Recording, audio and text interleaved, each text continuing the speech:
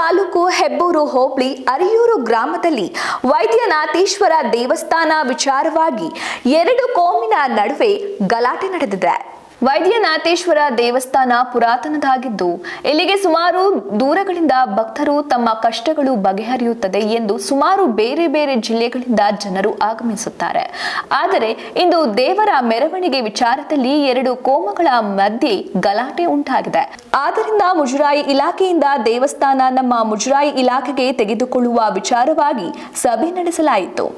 ಈ ವಿಚಾರ ಅಲ್ಲಿನ ಅರ್ಚಕರು ಒಪ್ಪಂದ ಕಾರಣ ಇನ್ನು ವಿಚಾರ ಮುಂದೂಡಲಾಗಿತ್ತು. ಹೀಗಾಗಿ ಎರಡು ಕೋಮಿನ ನಡುವೆ ಗಲಾಟೆ ನಡೆದಿದೆ.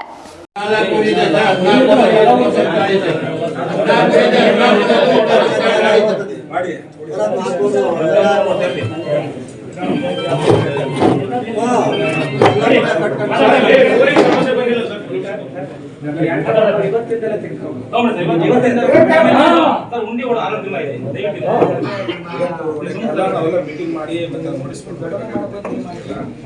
ಹಾಗಾಗಿ ಇವತ್ತು 2 ವರ್ಷ ತಗೊಂಡ್ರು ಅದೇ ಬಿಟ್ವೀನ್ ಏನು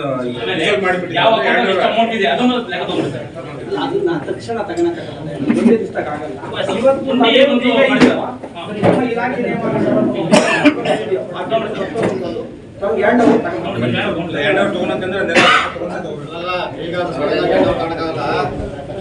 ದೇವಸ್ಥಾನದಲ್ಲಿ ಸ್ಥಿರ ಆಸ್ತಿಗಳೇನಿದ್ದಾವೆ, ಒಡೆಯಗಳಿದ್ದಾವೆ, ಅವೆಲ್ಲ ಆಡಿಟ್ ಮಾಡಿಸ್ಬೇಕು. ಎಲ್ಲ ಕ್ಲೀನ್ ಎಲ್ಲ ಲೆಕ್ಕಾಚಾರ ಮಾಡಿ ವ್ಯಾಲಿ ಎಲ್ಲ ಮಾಡಿ ತಗೊಳಕಾಗುತ್ತೆ.